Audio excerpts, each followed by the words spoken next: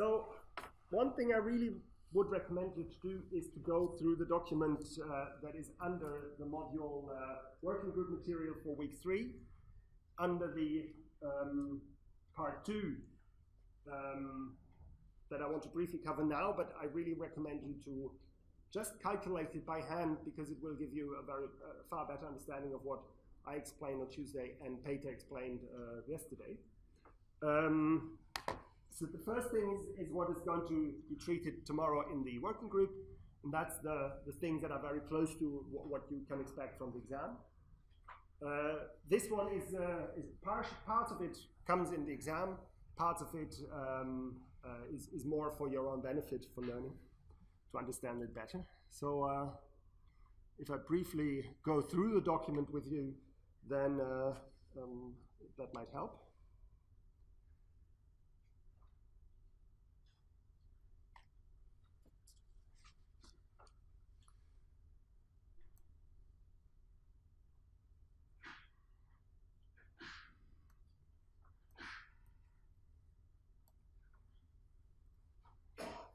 So basically this is, in my view, a very good hands-on tutorial to understand better the way of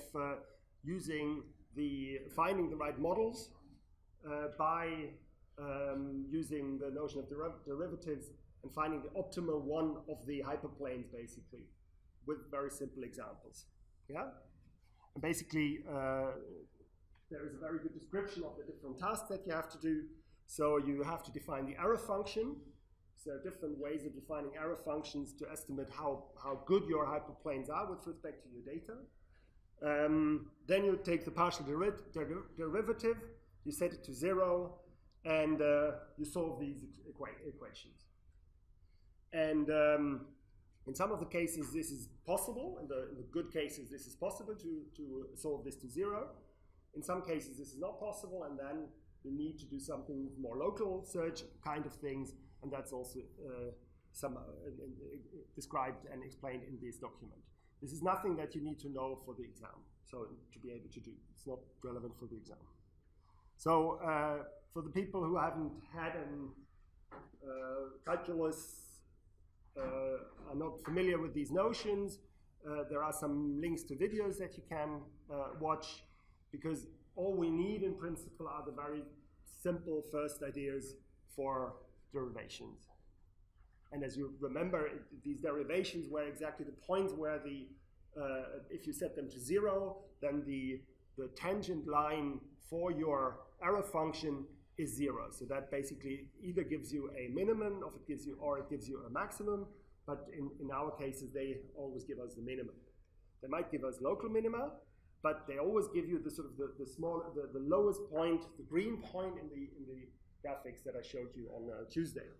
And they are so the task is to come up with this error function and then find the one where the green point, basically where the tangent line has a grade of 0. And that's explained here in the sheet. With some examples. So if you have a function like 3a squared plus b squared minus ab plus a, then you can take the derivative for a, and you can take the derivative for b. And if you take with respect to a, then you have to apply a set of rules that allow you to transform this function into its first derivative, which is this one. And then basically, as we have two parameters a and b, we get two functions, two derivatives that we need to set to 0 at the same time. And basically, this is then what you do. You have the two derivations, you set them to 0, and you have to resolve them. And in the exercise, there are some intermediate steps that you have to take and try out so that you see how this works. And there are more examples. The next one is more practical. So you have the set of rules is given, and you have you can practice with this example. I will also publish the solution soon. And actually, there was one other point. The practice exam will also stay open until Monday. Of course, it will not be closed today. but I would still recommend you to do it relatively early as opposed to too late. So if you have questions. And then the entire example in this, this worksheet is with some simple regression problems. So you have some values A and H, and you want to find the optimal hyperplane to do the regression, and you do exactly the same. So you have this is your models. You define an error function. There is some explanation why this error function is taken, and all you have to do is apply again the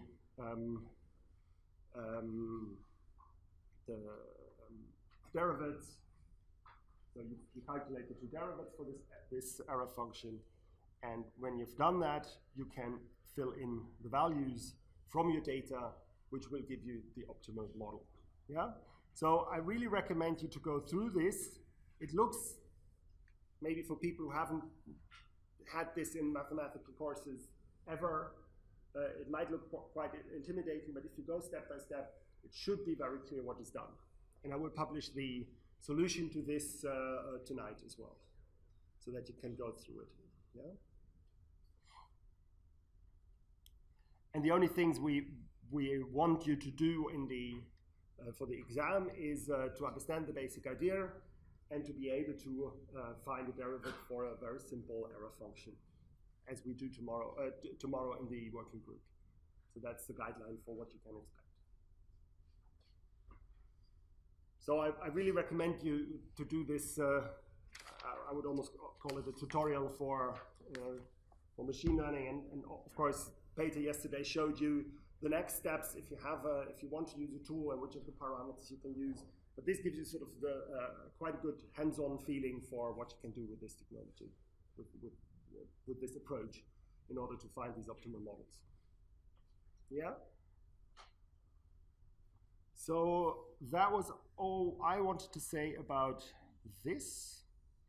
Before we move to the ethical and the philosophical questions related to intelligent systems, I want you, again, give the room, is there anything where you think it would be good if that was explained once more?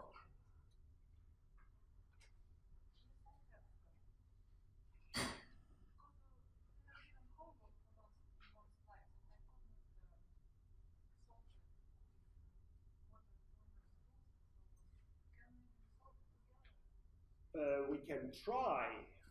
I'm not sure. I cannot promise that I did, that we can do it. So there was some homework I apparently gave, which couldn't be solved. Sorry?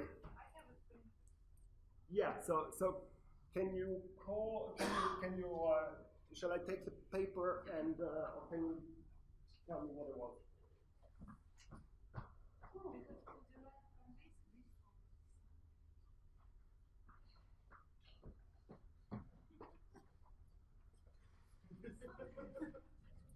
So, challenge. The reason why I'm laughing is because you give us homework and you're looking at it like, wow, like this.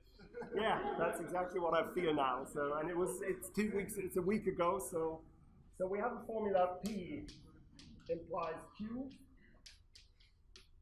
is R. And the question is whether it implies a formula, so whether it entails a formula P or Q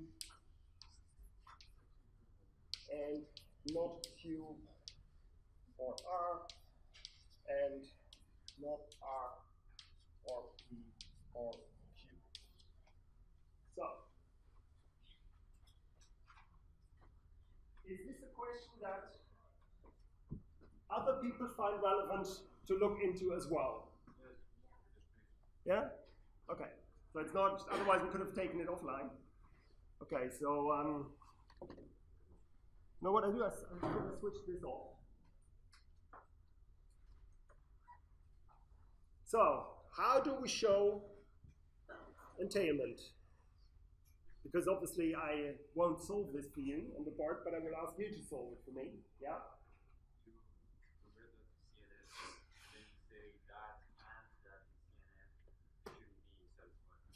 Okay. Okay, so that was approach number one, and that was convert to CNF and um, add the negation of this and show that we're unsatisfiable. That's approach number one, yeah? I think you just draw a truth table and check if the right one is true, no columns for the left one. That's number two. And number three, DPLL here now, that's Davis-Putnam procedure, but that would, in my view, be the first case. Because you need to transform it then into a satisfiability problem. And then you would probably say, let's apply DPLL, Davis-Putnam, to decide whether this plus the negation of this becomes unsatisfiable. Yeah? So that would be sort of part of the solution number one. Solution number, yeah? Apply the inference rules? Exactly, apply the inference rules. So we have some rewriting rules which say that if this is true, then some other things are true. Yeah, so there are three approaches that we can take.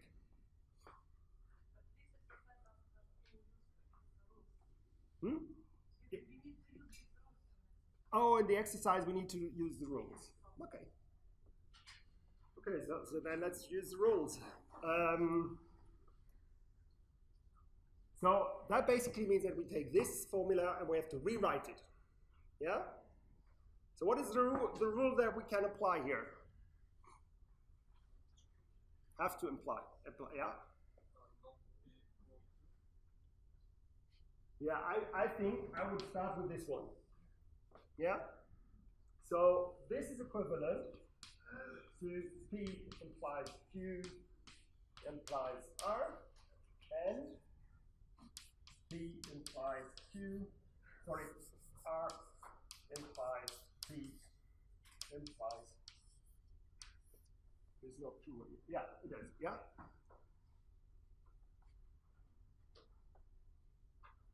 What can we do now? Now I think we can apply the rule that was suggested here, so the implication rule, yeah?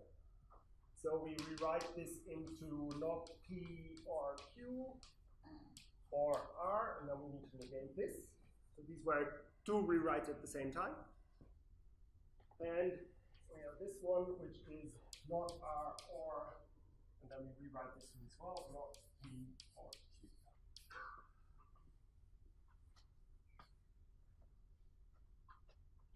What are we doing now? Hmm? Yeah, so we get the negation inside. So then we get P and not Q or R. What do we do here? We are already done. Not R or not P or Q. Next step. Push the R on side. Yeah, so that would be P or R and not Q or R. And not R or not P or Q.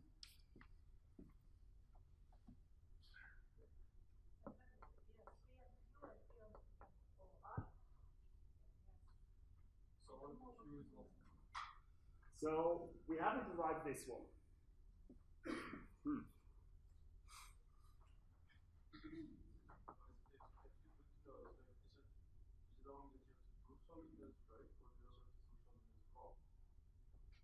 So in principle, you can apply those rules finitely many times. Yeah.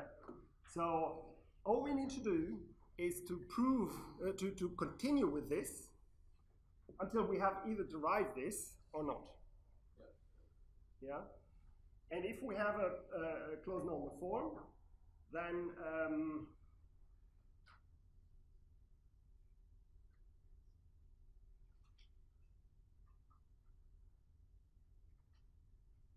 I believe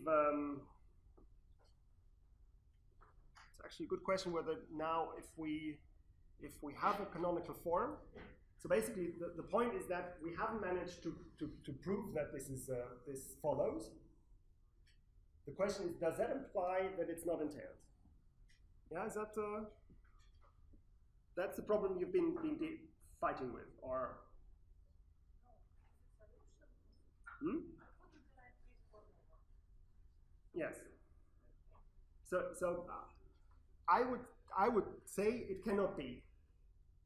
It cannot be derived, so it is not entailed.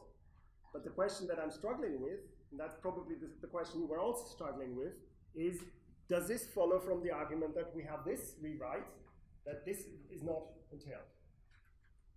So, I think that's correct as well, but I wouldn't I wouldn't know the proof for it. Yeah? Sorry? Could be that these are still in there, even though they're not derived. Because the truth table of the left one still contain more truths, and these could be one-to-one match with the right one. For example, P or R in the first one, and P or Q. If P is true, then that's true. But that wouldn't give you entailment. So this one would be true if R is true. But that wouldn't mean that this one is necessarily true. So if R is true, so the argument would be that if R is true, P is false, and Q is false, then this one is true, but this one is false. So it is clear that it's not entailed. Yeah. The big question is the argument good enough that we haven't found? Can we stop here? And I think that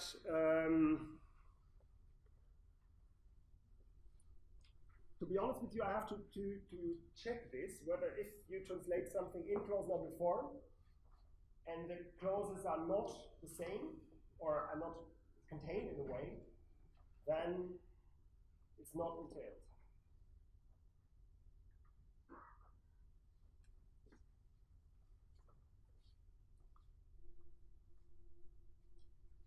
Yeah.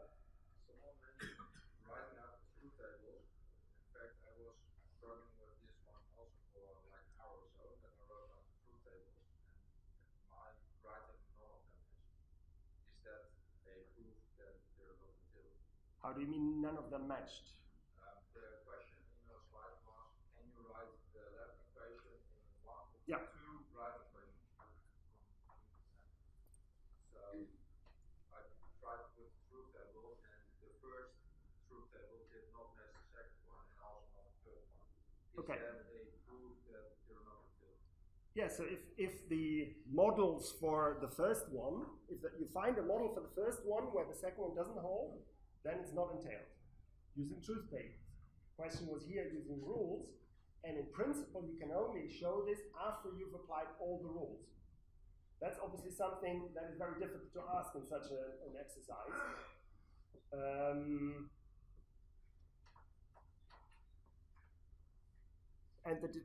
So I'm almost certain that if you apply the rules that you have been given in the order that you've been given by the rewrite in clause normal form,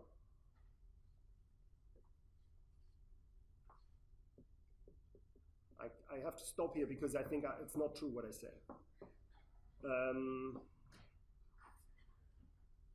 So the point being that if we have one rewrite that is for the antecedent is more general than the other one. So if we manage to rewrite something like this, and on the other side we have something like this. So if the clauses are subsets of each other, then it would still be entailed. So the clause normal form, the clauses don't need to be the same, but the clauses need to be no subsets of each other.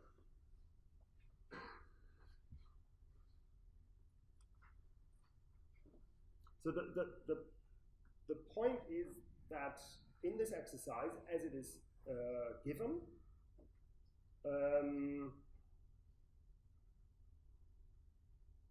there should have been some stopping condition or some so it is possible to prove it, but then it basically means that you have to roll out the entire search tree until you cannot produce more queries, more clauses or more formulae.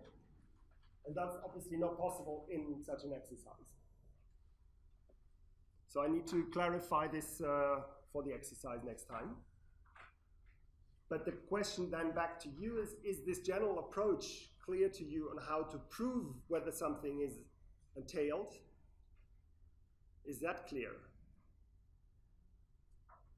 Yeah?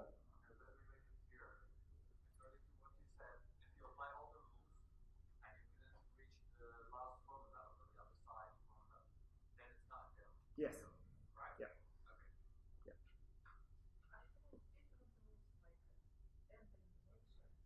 Yeah. Yes.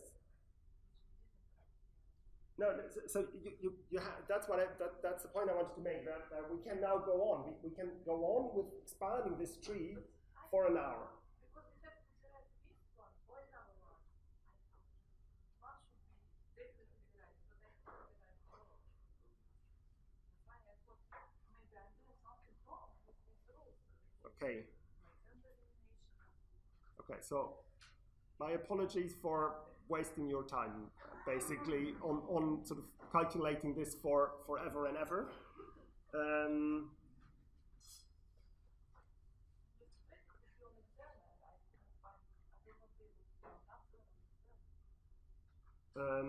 I will make sure that this will not happen in the exam.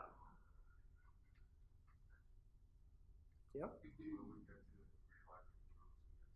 Sorry? Why you get them? Yes. You will get the rewriting rules for doing a closed normal form, because that's the only thing you will need, because we have in principle we focused on proving entailment by satisfiability checking, and I only wanted to indicate that this is also possible to do by rule application, and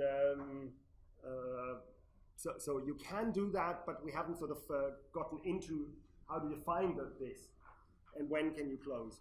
So, but for the exam, the only thing you need is to apply the Davis-Putnam procedure, and as part of this, you will need to transform formulae in closed normal form, and there we have a procedure that definitely stops after very few steps. So this cannot happen. But in principle, the problem that you've identified here, or that we've identified here, is that we have a huge search tree of decisions that we can take, because we have 50 of those, of 15 of those rules, including the and elimination and so forth.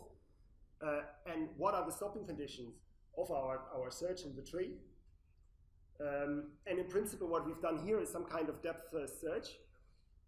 And the depth-first search works very nicely when you have a solution, but if you don't have one, then you go on forever. And that was my mistake here, sorry. Okay, I hope that clarified this matter. Is there anything else we can sort of try? Oof. Can you how can you show again do it in Davis-Putnam procedure? Okay, so the question was, how would this work in Davis-Putnam? Is that something that is shared here, that this would be useful? Okay, so then, okay. The good thing about doing this in Davis-Putnam is that we need, oh no, it's not. So we need to just apply the procedure as normal, and that is, let's take this into closed normal form, and add this also negated, in its negated form, also in closed normal form. Yeah, is that clear?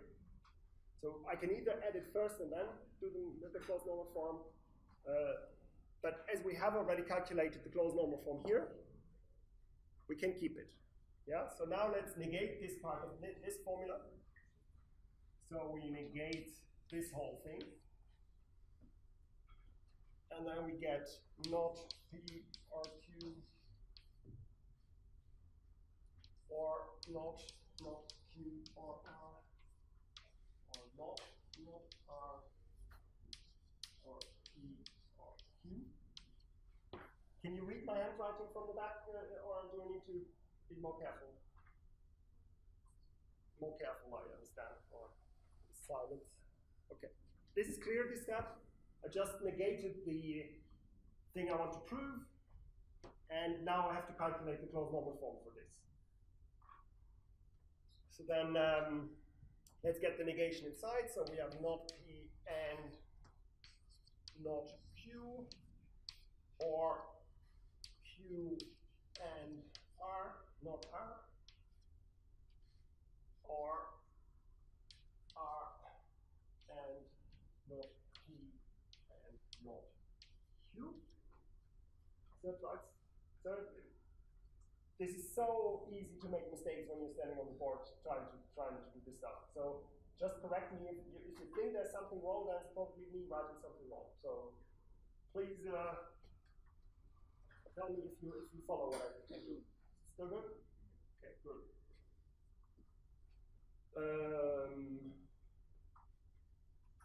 So let's be consistent with the symbols. Okay, now we have to start distributing those over those, I think.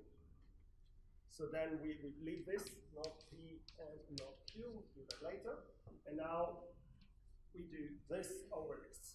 So now we have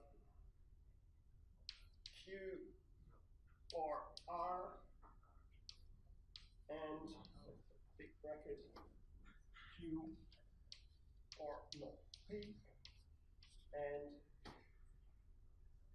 Q or not Q. Yeah, is that clear? So that was the first part.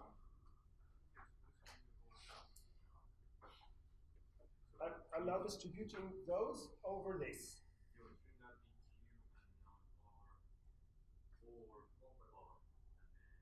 Oh, okay, I can do that as well. So it's okay, fair enough.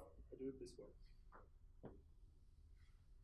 It will come down to the same, but you're right. If you apply the rules as they're written down, this will be Q and not R or R, and Q and not R or not P, and Q and not R or not Q.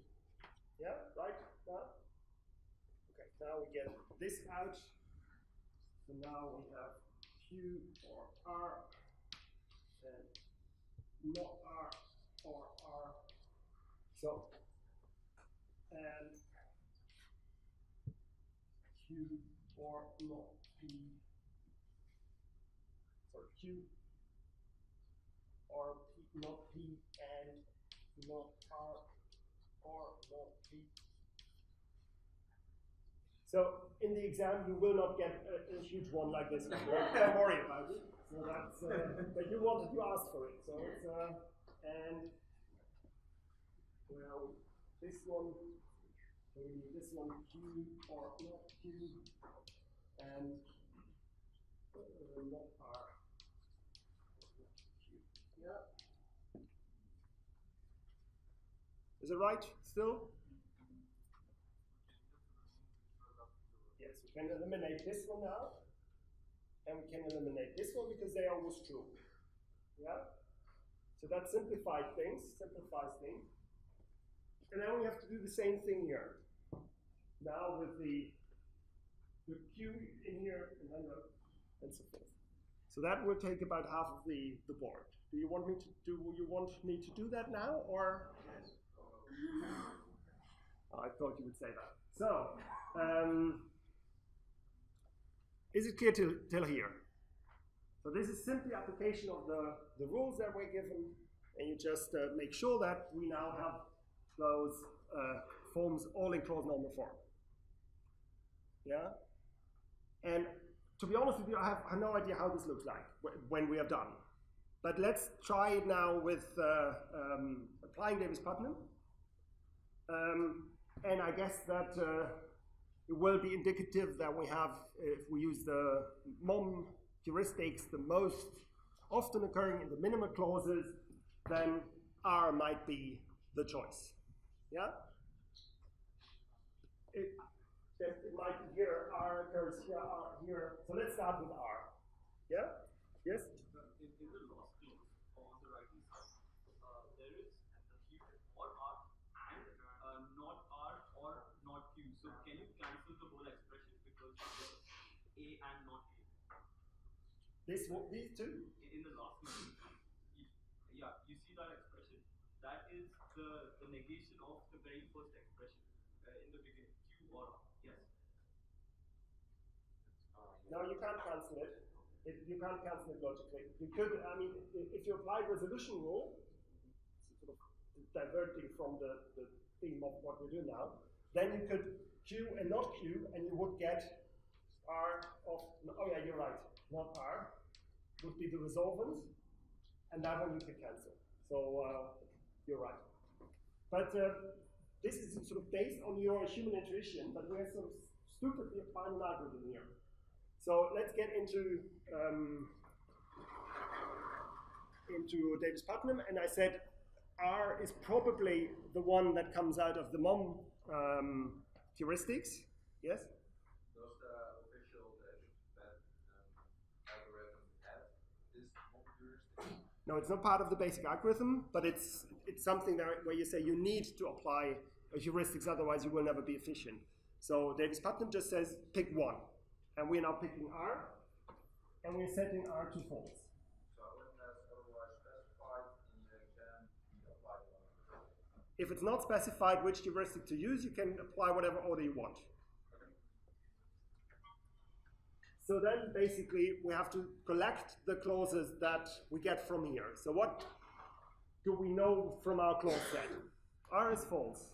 What does it mean? What does it do with these clauses? What do we need to write? Which clauses are still remaining? P, I hear P.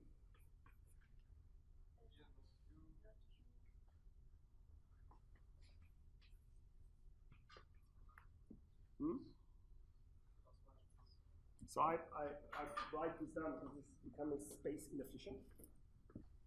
So if I reduce this, then I get a clause set where I have a clause P, a clause not Q, and a clause,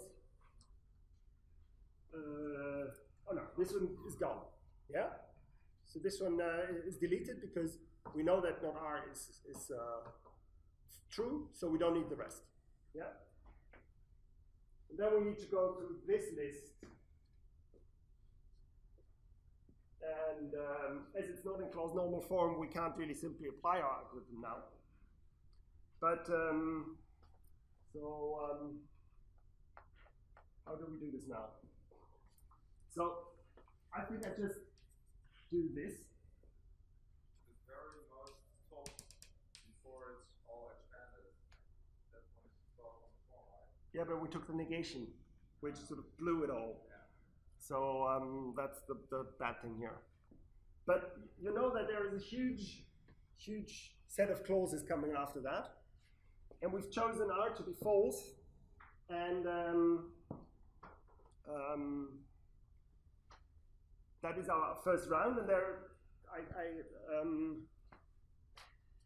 I'm pretty sure that we don't get a contradiction at this level, so we can move on. And basically, we have a unit clause here and a unit clause here. Yeah. So we can start with P, setting P to true.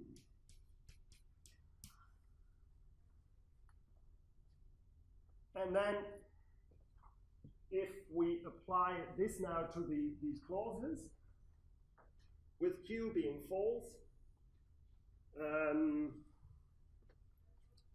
is false, P is true, Q is false. I don't think we are yet at our counterexample, but if you go down this road, you will find a contradiction here, I think, with this assignment of values. You need to do backtracking, and then you will, in the end, you will find a counterexample. Yes? For the sake of the algorithm, you just assume that it's negated. We can do that, if you are fine with that. Did everybody understand the suggestion? So the suggestion was that we don't show that this holds, but we show that the negation of this holds. And then we have our formula already in closed normal form, and we can apply Davis-Putnam on the top one, on these.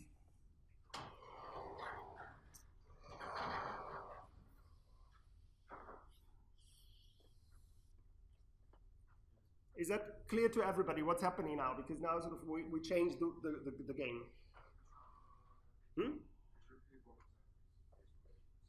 So the suggestion was that this creates, if we do the negation, because we want to prove that this is entailed, we do the negation, and then we get this very, very long list of clauses. Instead of doing that, we prove the negation of this. And then the negation of the negation is this thing, and this thing is luckily already in closed normal form. So by this trick, we reduce all this huge normal form, and we just prove that does from this thing follow the negation of this.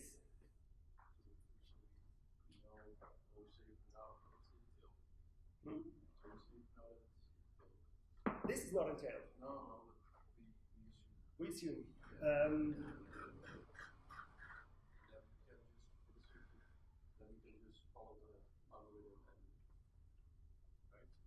No, I think the point is now a different one. The point is that we now prove a different problem. We're moving the problem, and the problem is to show whether this is P implies Q, if and only if R, whether that entails the negation of, and then this thing,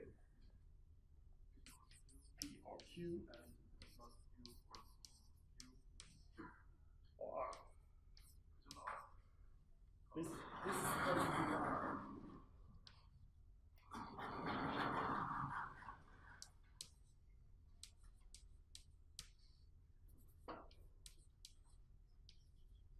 Yeah?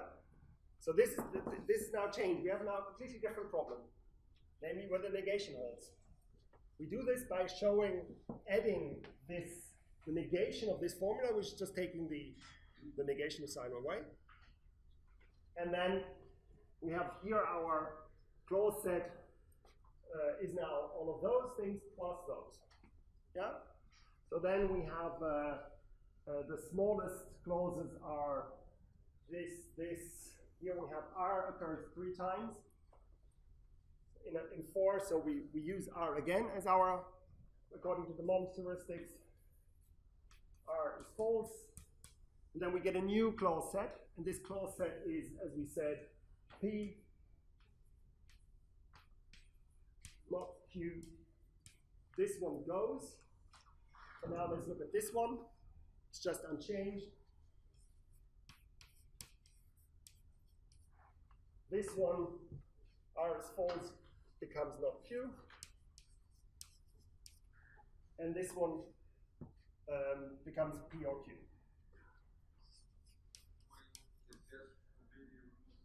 It gets completely removed, you're right. Sorry.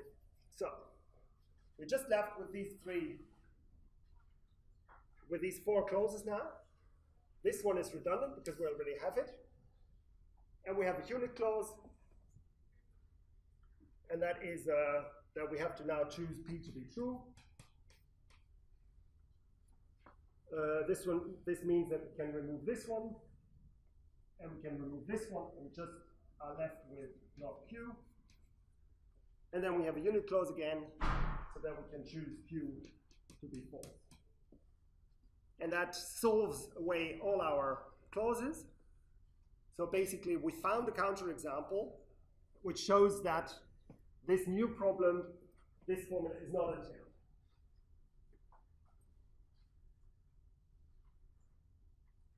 Yeah?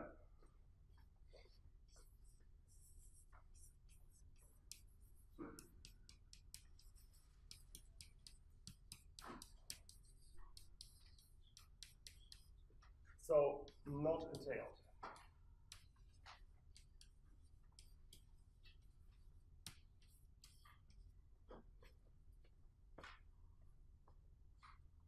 Yep, did that help? Clarify matters, yeah? Okay. Oh, we've overrun. Before we have a short break, is there any more of those things that you want to see? If you have some ideas that you urgently want to be addressed, let me know in the break, then I have 30 seconds to prepare. That might help. And otherwise, we start at 12, if you don't mind, with the last part of the lecture on philosophy and ethics. Okay, see you.